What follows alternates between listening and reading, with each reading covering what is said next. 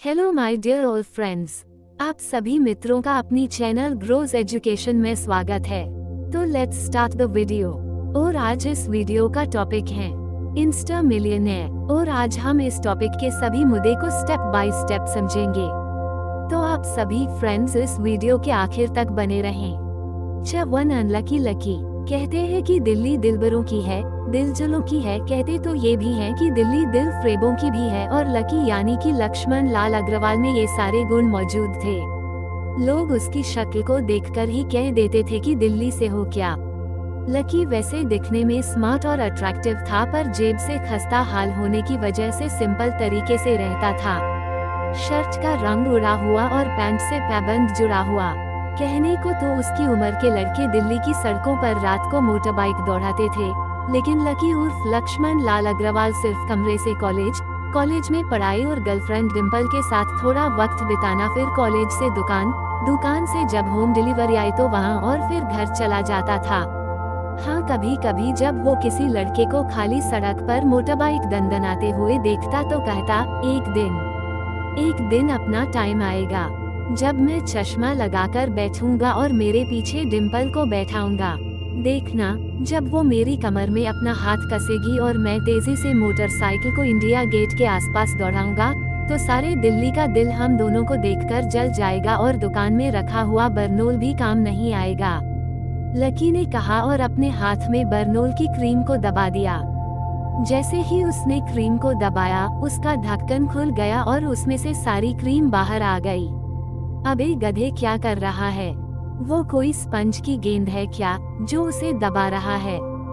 दुकान के मालिक ने उसे फटकारते हुए कहा और उसके माथे में एक चपत लगा दी।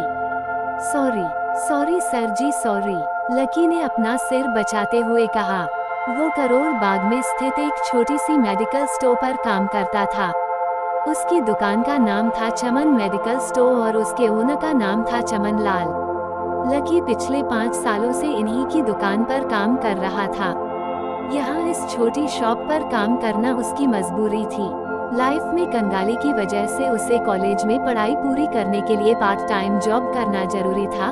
उसने कई अच्छी जगह अच्छी तनख्वाह की नौकरी ढूंढी, पर नहीं मिली और वो इस मेडिकल पर ही अटक कर रह गया। गधे, अब इसके पैसे कौन तेरा बाप भरेगा? कटेगा, इसका पैसा भी तेरी तनख्वाह से कटेगा और एमआरपी से डबल कटेगा। चमन ने अपने दांतों को किचमिचाते हुए कहा। गुस्से की वजह से उसकी नाक फूल गई थी और लकी की सांसें। उसने घबराते हुए ओनर से पूछा, एमआरपी से डबल क्यों सर जी? ताकि अगली बार से ऐसी कोई हरकत करने से पहले तू डबल बार सोचे, चमन ने कहा और उसके हाथ से ट्यूब छीन ली। उसका जी तो चाह रहा था कि वो लकी की खोपड़ी पर और एक बार अपना हाथ साफ कर ले, लेकिन उससे पहले ही दुकान का फोन बजने लगा। फोन की घंटी बजते ही लकी को वहां से निकलने का मौका मिल गया और वो भागते हुए फोन उठाने के लिए चला गया। हेलो जी, करोल बाग के बेस्ट मेडिकल चमन मेडिकल से बोल रहा हूँ। बताइए क्या काम था? ये लकी की पेटेंट लाइन थी, चाहे कहीं से भी फोन आए, लेकिन उसे फोन पर बस यही बोलना था। जैसे ही इधर से लकी ने अपनी बात कही, उधर से उसे जवाब आया। मैं ब्लूमिन नाइट्स होटल के कमरा नंबर 303 से बात कर रहा हूँ। एक छोटा सा ऑर्डर है, नोट करो और जल्दी से होटल पर डिलीवर करवा दो। वो एक लड़के की आवाज थी। उसकी आवाज में काफी भारीपन और एक अजीब सी जल्दबाजी थी। जैसे ही लकी ने वो आवाज सुनी, पता नहीं क्यों, लेकिन उसे वो आवाज जानी पहचानी सी लगी। जी बताइए सर, आपका क्या ऑर्डर है? हाँ तो लिखो, हॉटप्ले के 2 पैकेट और 1 पैकेट टिश्यू। लकी, जो कि अपना पेन लेकर तैयार खड़ा था, हॉटप्ले का नाम सुनते ही झिझक गया था। असल में हॉटप्ले नाम का एक कॉन्डोम आता था और इसलिए उसका नाम सुनते ही लकी शर्मा गया था। इतने साल से भी मेडिकल की दुकान पर काम करने के बाद भी उसे इन चीजों का नाम सुनने में शर्म आती थी। हेलो भाई, लिखा कि नहीं लिखा? उस आदमी ने फिर से लकी से पूछा। जी सर, लिख लिया सर, लकी ने खिसियाकर हंसते हुए कहा। लिख लिया तो फिर लेकर निकल, उस लड़के ने कहा। उसकी आवाज सुनकर ही ना जाने क्यों ऐसा लग रहा था कि वो कोई बहुत बड़ा आदमी था। जी सर, मैं निकल तो जाऊं, लेकिन बाहर बारिश हो रही है। लकी ने कहते हुए बाहर देखा। बाहर बहुत तेज बारिश हो रही थी। उनकी दुकान के सामने पानी भर गया था और तेज हवाओं की वजह से चमन मेडिकल स्टोर का बोर्ड भी गिर गया था। लकी को लग रहा था कि वो इतनी तेज बारिश में अभी एकदम से तो नहीं निकल पाएगा, इसलिए उसने उस लड़के को समझाते हुए कहा, सर मैं आपका ऑर्डर ले तो आऊंगा पर थोड़ा टाइम लगेगा, बारिश थोड़ी थम जाए। अब इससे पहले ही वो कुछ आगे बोल पाता फोन पर लड़का बोल पड़ा, तुम्हारे मालिक को पता है कि तुम मल्होत्रा जी के लड़के को मना कर रहे हो। बहस मत करो, बारिश हो रही है, इसलिए सारा सामान अच्छे से थैली में पैक करके लाना और लेट नहीं होना चाहिए, समझे? उस लड़के ने कहा और इससे पहले कि लकी आगे कुछ कह पाता, उसने फोन काट दिया था। उधर से लकी के दुकान का ओनर उसे घूर कर देखे जा रहा था। लकी के हाथ में पेन और पेपर देखकर ही वो समझ गया था कि उसके पास कोई ऑर्डर आया था। आज वैसे भी इतनी बरसात होने की वजह से सुबह से इक्का दुक्का ग्राहक ही दुकान पर आए थे। ऐसे में उसकी दुकान का मालिक एक भी ऑर्डर को छोड़ना नहीं चाहता था। वो लकी को देख रहा था और लकी बारिश की ओर देख रहा था। बारिश का बहाना नहीं चलेगा, जाना पड़ेगा, चमन लाल ने कहा। मैं बहाना नहीं कर रहा, थोड़ी बारिश धीमी हो जाए तो मैं चला जाऊंगा, अभी आप खुद ही देखिए कितनी तेज बारिश है। वो पता नहीं कोई मिस्टर मल्होत्रा का बेटा है, कुछ ज्यादा ही जल्दी में था सर जी, मैं साइकिल से तो पहुंच भी नहीं पाऊंगा इतनी जल्दी। लकी ने उनकी ओर देखते हुए कहा। क्या कहा? मिस्टर मल्होत्रा का बेटा? तू मेरी दुकान बंद करवाएगा क्या? अभी के अभी निकल उनका ऑर्डर लेके, वो हमारे बहुत पुराने कस्टमर हैं, चमन ने कहा। पर लकी ने कहा ही था कि चमन बोला, पर वर कुछ नहीं, तू मेरी मोटरसाइकिल ले जा। उन्होंने गुस्से में कहा, अरे सर जी, 200 के ऑर्डर में मुश्किल से 40 रुपए बचेंगे, इससे 3 गुना का तो पेट्रोल ही लग जाएगा और अगर गाड़ी रास्ते में बंद हो गई तो और खर्चा। लकी ने समझाते हुए कहा। वो जानता था कि उसका मालिक इन सब बातों पर ध्यान नहीं देने वाला था। चमन लाल बोला, कोई बात नहीं, तू जा, चाहे जो हो जाए, ग्राहक नाराज नहीं होना चाहिए और वो तो मल्होत्रा जी का बेटा है। चमन लाल ने मोटरसाइकिल की चाबी लकी की ओर उछालते हुए कहा। लकी ने चाबी पकड़ी, उसे देखकर उसके अंदर मिक्स फीलिंग्स आई। एक तो वो खुश हुआ कि बड़े दिनों बाद बाइक चलाने को मिलेगी, पर वहीं दूसरी तरफ दुख इसलिए हुआ कि बाइक मिली भी तो ऐसी तेज बारिश में अगर खराब हो गई तो इसकी चपत भी उसके सर ही पड़ेगी। वो मुंह लटकाकर रेनकोट और हेलमेट पहनते हुए वहां से निकल गया। बाहर आके बाइक को देख के लकी ने मन में सोचा, चलो ठीक है, जो होगा देखा जाएगा, कम से कम बाइक चलाने को तो मिल रही है। दरअसल लकी इतने साल काम करने के बाद भी अपने लिए एक मोटरसाइकिल भी नहीं खरीद पाया था। लकी की तनख्वाह ही इतनी भर थी कि सिर्फ उसके कमरे का किराया, उसकी साइकिल में डालने वाली हवा का खर्चा, बिजली पानी का बिल और डिम्पल के साथ महीने में 1-2 बार बाहर खाने का खर्चा ही निकल पाता था। उसे डिम्पल की कही बात अक्सर याद आती थी, लकी, अगर अगले 2 महीने में बाइक नहीं खरीदी ना तो मैं तेरे से ब्रेकअप कर लूंगी देखना। असल में डिम्पल को लकी के साथ बाइक पर घूमने की बड़ी तमन्ना थी। लकी की इस उजाड़ जिंदगी में वही तो एक थी जिसके लिए जिंदा रहने को उसका जी चाहता था। जब भी वो उससे बाइक की बात करती तो लकी डिम्पल की इस बात को हंसकर टाल देता था। वो अपने मन में इस बात को अच्छे से जानता था कि डिम्पल उससे बहुत प्यार करती थी और वो उसे कभी छोड़कर नहीं जा सकती थी। वो दोनों एक दूसरे में ऐसे घुले मिले थे जैसे बादल में बरसात घुल जाती थी। लकी को डिम्पल बहुत पसंद थी और वो उसके लिए दुनिया जहां की खुशियां खरीद कर ला देना चाहता था। वो चाहता था कि एक दिन वो डिम्पल को प्लेन में बैठाए, लेकिन उसके ये सब ख्वाब इस कम तनख्वाह की नौकरी की वजह से तो कभी पूरे नहीं होने वाले थे। पर आज उसके पास मौका था।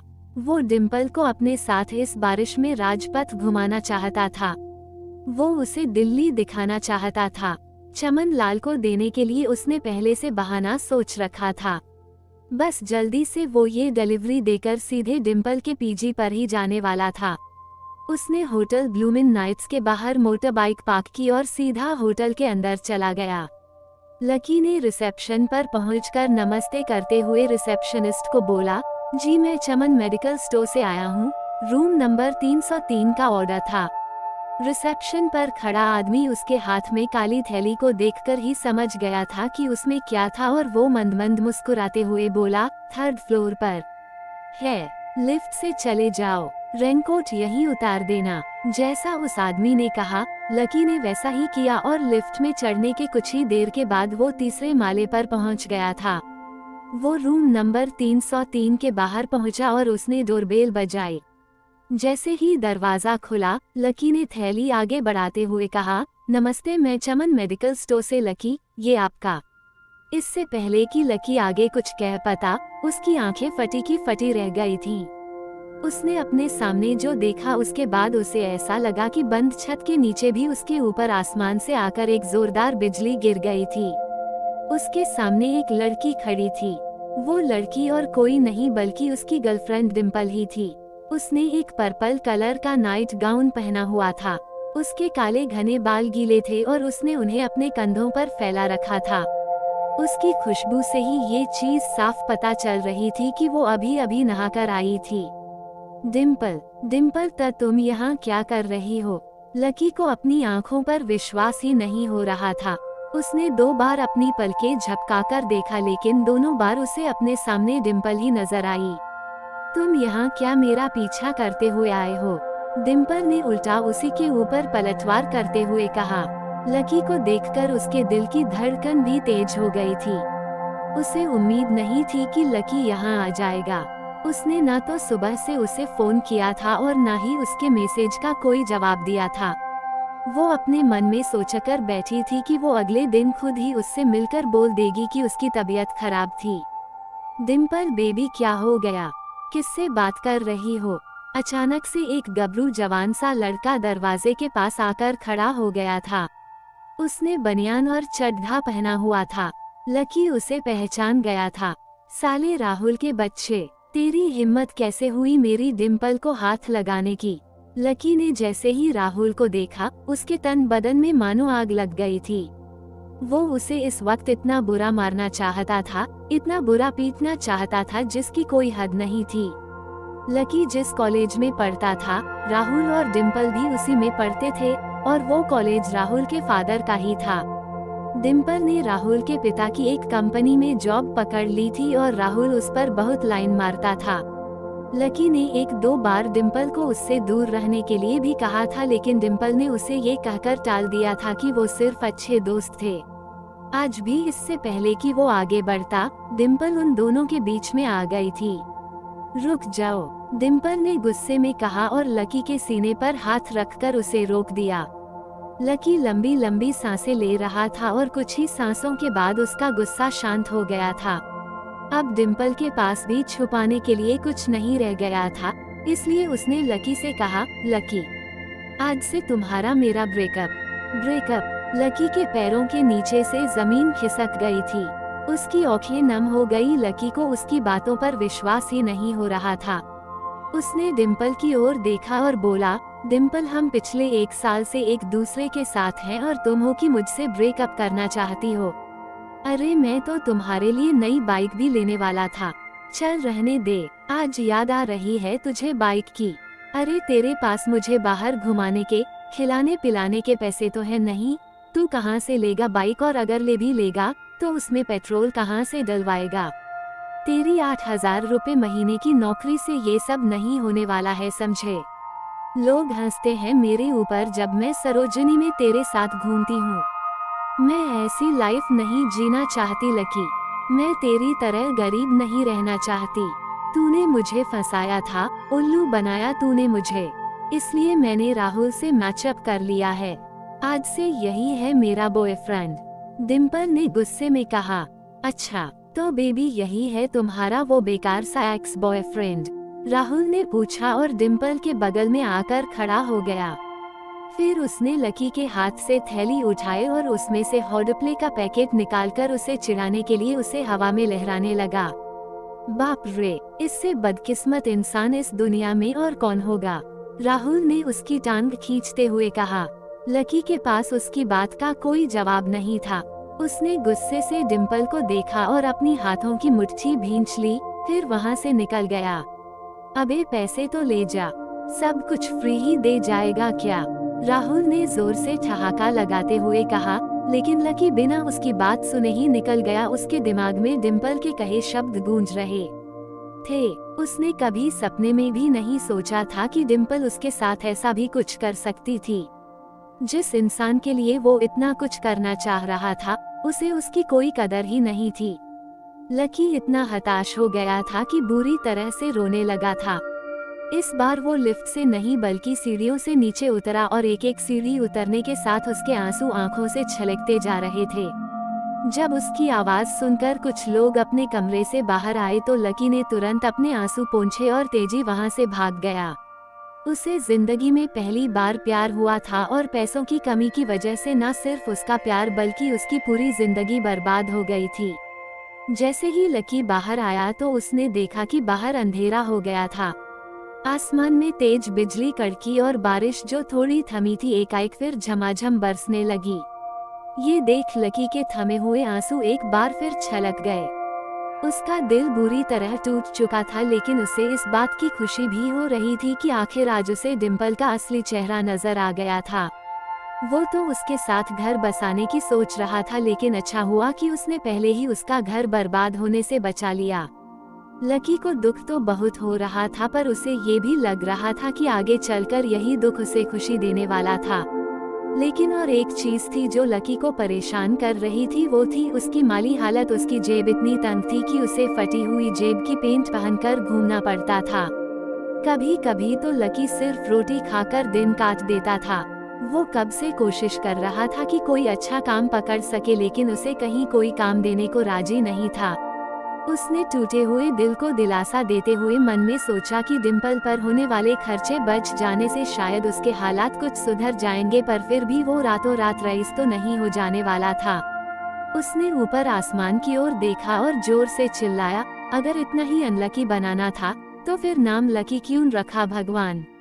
वो जितनी जोर से चिल्ला सकता था उतनी जोर से चिल्लाया। उसकी आवाज से आसपास खड़े लोग एक बार को डर गए थे। लकी ऊपर ही देख रहा था और उसके आंसू बारिश के पानी के साथ मिल गए थे। जैसे ही वो फूटकर रोने को था तभी उसके फोन पर एक मैसेज आया। जैसे ही